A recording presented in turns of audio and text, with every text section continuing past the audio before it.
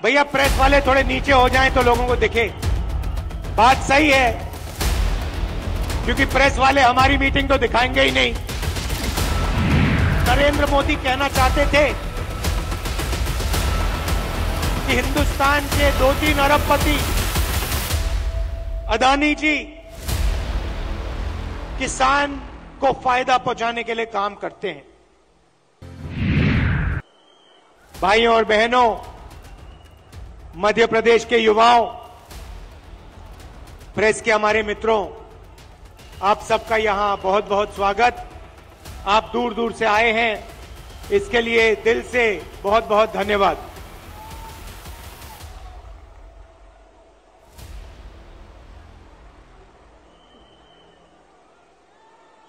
विचारधारा की लड़ाई है। एक तरफ कांग्रेस पार्टी, दूसरी तरफ आरएसएस और बीजेपी। एक तरफ गांधी जी, दूसरे तरफ गोडसे।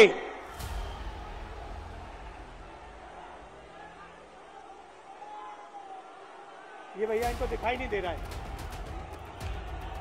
भैया प्रेस वाले थोड़े नीचे हो जाएं तो लोगों को दिखे।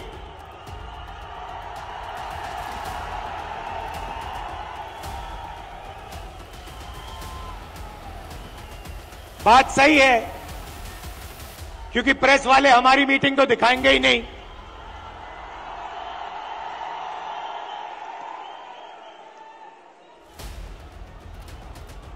तो एक तरफ गांधी जी, दूसरी तरफ गोडसे। एक तरफ नफरत और हिंसा,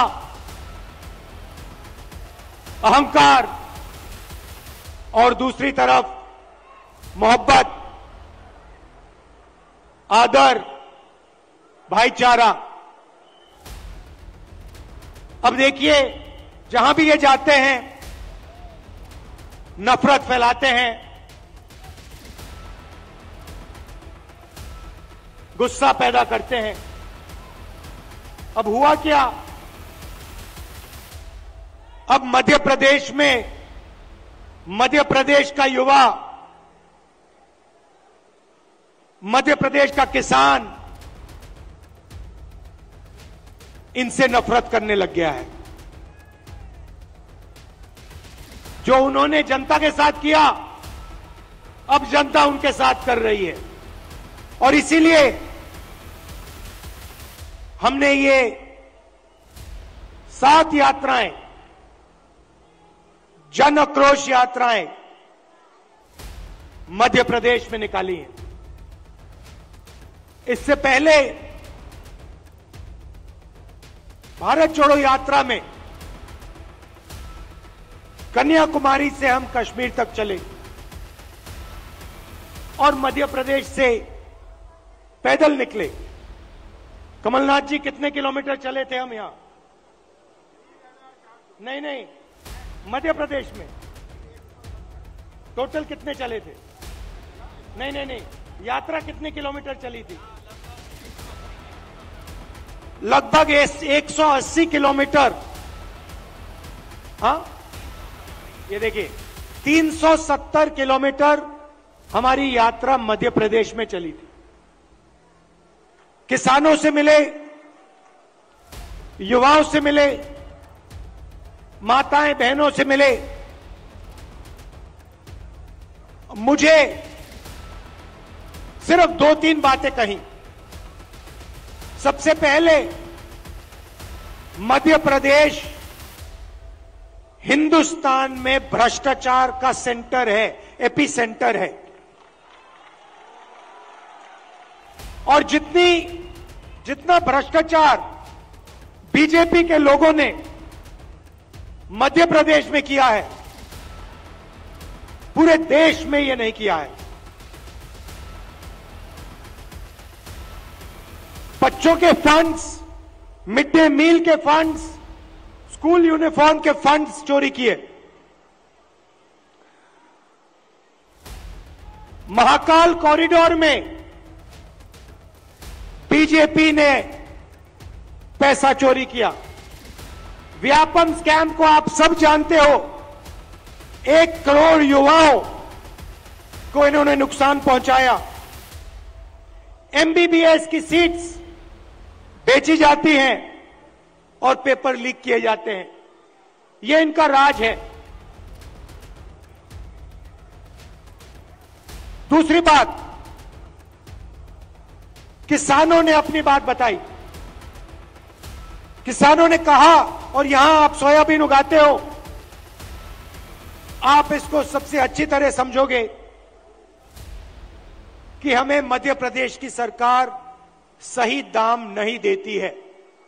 अब आप जाइए, छत्तीसगढ़ में जाइए, पास जाइए, दूर नहीं है, छत्तीसगढ़ जाइए और छत्तीसगढ़ के किसी भी किसान से आप पूछिए, छत्तीसगढ़ में धान के लिए किसानों को कितना पैसा मिलता है, कांग्रेस की सरकार कितना पैसा देती है।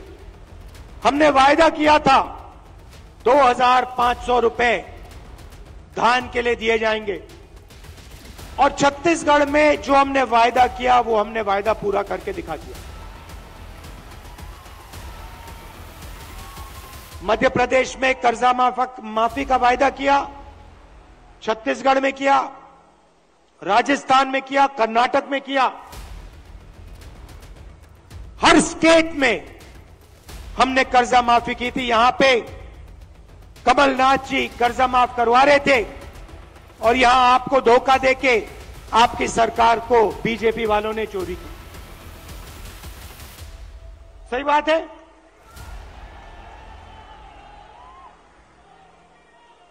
भाई और बहनों, 18,000 किसानों ने यहां पे पिछले 18 साल आत्महत्या की है। 3 किसान हर रोज मध्य प्रदेश में मरते हैं। ये इनकी सरकार है। क्यों? क्योंकि ये चुने हुए लोगों के लिए काम करते हैं। पहली बार हिंदुस्तान की हिस्ट्री में पहली बार किसान टैक्स दे रहा है। इन्होंने जीएसटी लागू की और 5 कानून लाए, काले कानून, किसानों को दबाने के, खत्म करने के कानून।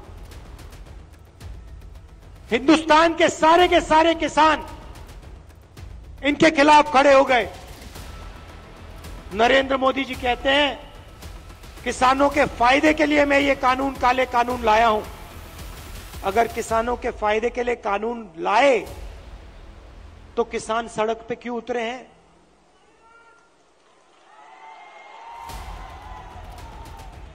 नरेंद्र मोदी जी कहना चाहते थे कि किसानों को कोई समझ नहीं है, किसान अपने हित को नहीं जानते। नरेंद्र मोदी कहना चाहते थे कि हिंदुस्तान के 2-3 अरबपति अदानी जी किसान को फायदा पहुंचाने के लिए काम करते हैं। भाइयों और बहनों, आप कर्नाटक जाइए, राजस्थान जाइए, छत्तीसगढ़ जाइए, हिमाचल जाइए, हमारी सरकारें गरीबों के लिए, कमजोर लोगों के लिए काम करती हैं। कर्नाटक में हमने 5 गारंटी दी, गरीबों के लिए, महिलाओं के लिए, किसानों के लिए। आप जाइए, कर्नाटक में जाइए, कर्नाटक की महिलाएं बस में जाने के लिए 1 रुपया नहीं देती हैं, मुफ्त में घूमती हैं। कहीं भी जाना हो कर्नाटक में, कर्नाटक की महिलाएं फ्री में जाती हैं। हर महीने उनके बैंक अकाउंट में सीधा पैसा आता है, सरकार पैसा देती है। छत्तीसगढ़ में जाइए, किसानों का कर्जा माफ किया, किसानों को सही दाम दिलवाते हैं।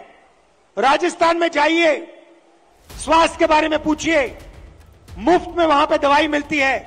15 लाख रुपए का वहां पे फ्री में इलाज होता है। हार्ट सर्जरी करवानी हो, बड़ी से बड़ी सर्जरी करवानी हो, राजस्थान में जाइए, पता लगाइए, राजस्थान की जनता को वहां पे फ्री में सर्जरी मिलती है। सरकार जनता के लिए चलनी चाहिए। सरकार किसी संगठन के लिए या एक दो बड़े उद्योगपतियों के लिए नहीं चलनी चाहिए। और ऐसी ही सरकार हम यहां मध्य प्रदेश में चलाना चाहते हैं। और कमलनाथ जी का काम आपने देखा है, काम करना जानते हैं, और जो उन्होंने काम शुरू किया था वो काम वो मध्य प्रदेश में पूरा करने जा रहे हैं। मैं आपसे आखिरी बात कहना चाहता हूं। पार्लियामेंट में मैंने अदानी जी की बात उठाई, भाषण दिया। जैसे ही मैंने अपना पार्लियामेंट में अदानी जी का भाषण दिया, वैसे ही बीजेपी ने मेरी लोकसभा की जो सदस्यता है उसे रद्द कर दी, खत्म कर दी। आप सोचिए, अदानी जी की रक्षा करने के लिए एकदम मेरी लोकसभा की जो सदस्यता थी उसको कैंसिल कर दिया। मुझे कोई फर्क नहीं पड़ता, करिए जितना करना है, मैं सच्चाई बोलता हूं। और देश के सामने एक सच्चाई अदानी जी हैं। पोर्ट्स देख लीजिए, एयरपोर्ट्स देख लीजिए, इंफ्रास्ट्रक्चर देख लीजिए, धान के साइलोज देख लीजिए, हर जगह आपको अदानी जी दिखाई देंगे। अदानी जी किसानों के जेब में से हर रोज जेब में से आपका पैसा लिया जाता है। इंफ्रास्ट्रक्चर में, डीजल में, पेट्रोल में, फर्टिलाइजर में आपके जेब में से पैसा निकलता है और सीधा इन दो उद्योगपतियों के जेब में जाता है। मैंने मीडिया की बात की, मैंने मजाक में कहा कि मीडिया वाले हमारी मीटिंग तो दिखाएंगे नहीं। मोदी जी का चेहरा 24 घंटा दिखेगा, शिवराज जी का चेहरा 24 घंटा दिखेगा। क्यों? क्योंकि इनका रिमोट कंट्रोल अदानी जी के हाथ में है। देखिए, ये मुस्कुरा रहे हैं, प्रेस वाले मुस्कुरा रहे हैं, इनके बेचारे की गलती नहीं है, ये रिपोर्टर है, इनकी गलती नहीं है, ये सच्चाई जानते हैं। रिमोट कंट्रोल पीछे से कंट्रोल दबता है। एक और सच्चाई है, और वो सच्चाई शायद अदानी जी से भी बड़ी सच्चाई है। कुछ दिन पहले बीजेपी ने महिला आरक्षण की बात की। महिला आरक्षण में हमने एक सवाल उठाया, कांग्रेस पार्टी ने उठाया, बीजेपी ने कोई जवाब नहीं दिया। हमने दो चीजें कही। हमने पहले कहा, देखिए ये महिला आरक्षण जो आप कर रहे हो ये अच्छा है, इसको करना चाहिए, मगर इसमें आपने दो छोटी सी लाइनें लिख रखी हैं। सबसे पहले इन लाइनों को आप मिटाइए। लाइन क्या थी? एक लाइन थी कि महिला आरक्षण से पहले सर्वे करने की जरूरत है, और दूसरी लाइन, महिला आरक्षण करने से पहले हमें जो डीनोटिफिकेशन होता है, उसको करना है। इससे क्या होगा? इससे महिला आरक्षण 10 साल बाद होगा, आज नहीं होगा। तो हमने कहा पहले ये 2 लाइनों को आप बदलिए, और उसके बाद हमने और भी गहरी चीज कही और सवाल पूछा कि महिला आरक्षण में ओबीसी आरक्षण क्यों नहीं है।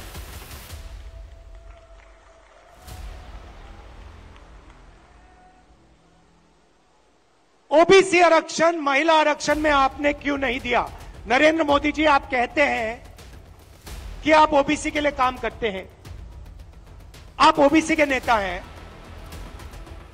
तो आपने महिला आरक्षण के अंदर के बीच में ओबीसी आरक्षण क्यों नहीं किया? अब भाषण से पहले मैंने आंकड़े देखे और मैं हैरान हो गया। भाइयों और बहनों, नरेंद्र मोदी कहते हैं कि बीजेपी में ओबीसी के एमएलए और एमपी हैं। सबसे पहले कांग्रेस के तीन चीफ मिनिस्टर ओबीसी हैं, ये याद रखिए आप। हमारी 4 सरकारें हैं, 3 हमारे ओबीसी चीफ मिनिस्टर हैं। दूसरी बात, आप पार्लियामेंट में, विधानसभा में चले जाइए और बीजेपी के किसी भी एमएलए से पूछ लीजिए, एमपी से पूछ लीजिए, आपसे कुछ पूछा जाता है क्या? जब कानून बनाए जाते हैं आपसे कुछ पूछा जाता है? आपको कहेंगे भैया हमारे से कुछ कोई नहीं पूछता। कानून आरएसएस वाले लोग बनाते हैं, कानून अफसर बनाते हैं, कानून बीजेपी के एमएलए और एमपी नहीं बनाते। सच्चाई भाइयों और बहनों एक और है। सच्चाई यह है कि हिंदुस्तान को 90 अफसर चलाते हैं। कैबिनेट सेक्रेटरी और secretary of government of India Hindustan की सरकार को चलाते हैं। 90 लोग ये कानून बनाते हैं, ये निर्णय लेते हैं पैसा किधर जाएगा, कितना पैसा कहां जाता है। अब मैं आपसे सवाल पूछना चाहता हूं, बीजेपी के 10 साल से सरकार है, 90 अफसर सेक्रेटरी हिंदुस्तान को चलाते हैं। मैं हिंदुस्तान के सब ओबीसी से पूछना चाहता हूं, नरेंद्र मोदी जी कहते हैं आपकी भागीदारी है हिंदुस्तान की सरकार में, मध्य प्रदेश की सरकार में। आप मुझे बता दो, इन 90 अफसरों में से ओबीसी कितने हैं? ओबीसी की आबादी कितनी है पहले यह बताओ। कितनी आबादी है ओबीसी की हिंदुस्तान में? देखो, कोई जवाब नहीं दे सकता, कोई जवाब नहीं दे सकता। क्यों? क्योंकि कास्ट सेंसस नहीं हुआ है। भाइयों और बहनों, लगभग ओबीसी भाइयों की बहनों की 50% आबादी है हिंदुस्तान में। बात समझिए, आबादी 50% है और 90 में से 3 अफसर ओबीसी के हैं। और एक और मजेदार बात बताता हूं, 2 साल पहले आप देखते, 3 साल पहले आप देखते तो हिंदुस्तान की सरकार में, नरेंद्र मोदी जी की सरकार में 90 में से 0 अफसर ओबीसी से थे। यह देश की सच्चाई है। नरेंद्र मोदी जी ओबीसी के लिए, दलितों के लिए, आदिवासियों के लिए काम नहीं करते हैं। आपका ध्यान इधर उधर करते हैं। दूसरा सवाल आपसे पूछता हूं, हिंदुस्तान की सरकार का बजट लाखों करोड़ रुपए का बजट है। मैं आपसे पूछता हूं, ये जो 3 ओबीसी अफसर हैं, इनकी भागीदारी कितनी है? ये बजट पे कितने रुपए पर निर्णय लेते हैं, मुझे बता दो। मैं आपको बताता हूं, तकरीबन 45 लाख करोड़ रुपए का बजट है। आप मुझे बताओ, ओबीसी अफसर कितने रुपए पर निर्णय लेते हैं, मुझे बता दो। नरेंद्र मोदी जी की ओबीसी की सरकार है, सब शांत, किसी को नहीं मालूम। क्यों? ये आपको नहीं बताना चाहते हैं, आपकी सच्चाई आपको नहीं बताना चाहते। सच्चाई भाई और बहनों ये है कि हिंदुस्तान के पूरे बजट में 5% की भागीदारी ओबीसी के अफसरों के हाथ में है। ओबीसी अफसर 3 हैं 90 में से, और 5% बजट को कंट्रोल करते हैं।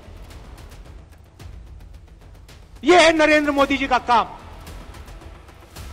नरेंद्र मोदी जी ओबीसी की सरकार नहीं चलाते हैं। नरेंद्र मोदी जी का काम, जो आरएसएस ने उनको दिया है, आपका ध्यान इधर उधर करने का है,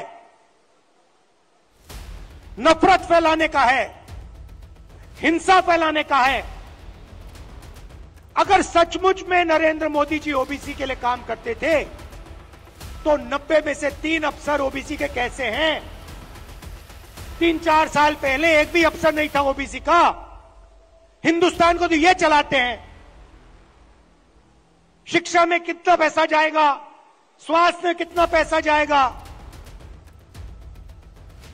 नरेगा कैसे बनेगा, भोजन का अधिकार कैसे डिजाइन होगा, ये तो इन 90 अफसर निर्णय लेते हैं। भाई और बहनों, ओबीसी की सरकार नहीं है। और देखिए, जैसे ही मैं ये बात कहता हूं, आप नोट करना, आज मैंने यहां खुले में यह बात बोली है, ये सारे के सारे टीवी कैमरा बंद हो जाएंगे।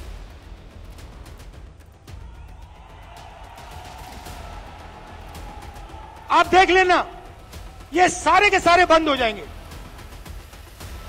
क्योंकि जो सच्चाई है देश की, कि ये जो सारी की सारी लूट हो रही है, ये व्यापम स्कैम जो है, ये सारा का पैसा, ये आपका शिक्षा का पैसा, स्वास्थ्य का पैसा जो चोरी हो रहा है, ये ओबीसी की जेब में से पैसा चोरी हो रहा है।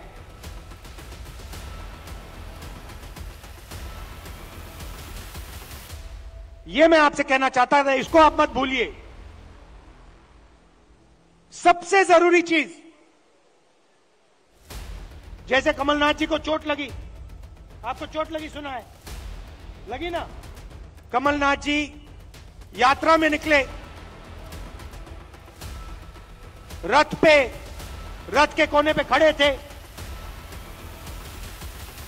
बहुत भारी भीड़ थी, धक्का लगा, घुटने पे चोट लगी। कमलनाथ जी जैसे ही आप अस्पताल गए, पहला काम क्या हुआ? डॉक्टर ने पहला काम क्या किया,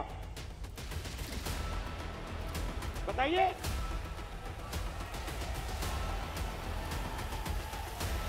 पहला काम डॉक्टर ने एक्सरे लिया, एमआरआई लिया। उसके बाद डॉक्टर ने कहा, हां, घुटने में यह प्रॉब्लम है। अब मैं यही बात कह रहा हूं,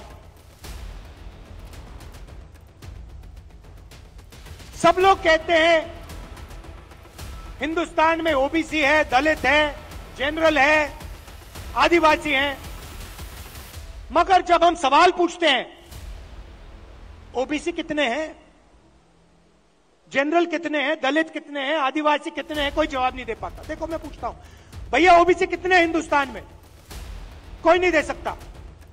तो मैं ये कह रहा हूं कि अब वो समय आ गया है कि हमें हिंदुस्तान का एक्सरे करना है, यह पता लगाना है कि अगर 90 अफसर हिंदुस्तान को चला रहे हैं और उसमें से 5% भागीदारी ओबीसी को मिल रही है, तो क्या ओबीसी की आबादी 5% है क्या? हो ही नहीं सकता। तो अगर उनकी आबादी 5% नहीं है, अगर उनकी आबादी 50% है, तो उनका 5% बजट पे कंट्रोल क्यों है? उनका 50% बजट पे कंट्रोल क्यों नहीं है? अब जब मैं ये सवाल उठाता हूं, बीजेपी के लोग कांपने लग जाते हैं, नरेंद्र मोदी जी भाग जाते हैं, अमित शाह जी कुछ और कहते हैं, हिंदू मुस्लिम कहेंगे, नफरत फैलाने की कोशिश करेंगे। भाई और बहनों, देश के सामने एक ही मुद्दा है, कास्ट सेंसस। ओबीसी कितने हैं और उनकी भागीदारी कितनी होनी चाहिए, यह हिंदुस्तान के सामने सबसे बड़ा सवाल है। और कांग्रेस पार्टी की हिंदुस्तान में सरकार है, पहला काम यह हम करके दिखाएंगे। अब बीजेपी के पास मजे की बात सुनिए, कास्ट सेंसस कांग्रेस पार्टी ने किया, जब हमारी सरकार थी हमने किया। सारे के सारे आंकड़े नरेंद्र मोदी जी के पास हैं। हिंदुस्तान में कौन सी जात की कितनी आबादी है, हिंदुस्तान की सरकार जानती है। हिंदुस्तान में ओबीसी कितने हैं, हिंदुस्तान की सरकार जानती है। नरेंद्र मोदी हिंदुस्तान के ओबीसी को यह बताना नहीं चाहते हैं कि आप कितने हो, क्योंकि वो आपको भागीदारी नहीं देना चाहते हैं, वो आपको सच्ची शक्ति नहीं देना चाहते हैं। वो आपके लोगों को विधानसभा में बैठा देते हैं, मगर फिर उनको बिल्कुल चुप करा देते हैं। हम चाहते हैं कि सबकी भागीदारी हो, किसानों को सही दाम मिले। ये सबका हिंदुस्तान है, 2-3 उद्योगपतियों का नहीं है।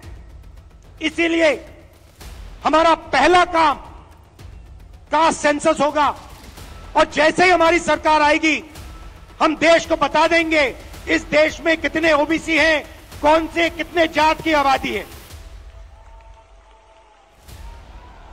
ये अगर हमें सचमुच में हिंदुस्तान की जनता को शक्ति देनी है, तो जैसे कमलनाथ जी का एक्सरे हुआ था, एमआरआई हुई थी, वैसे ही हम हिंदुस्तान का एमआरआई, हिंदुस्तान का एक्सरे करा के देंगे।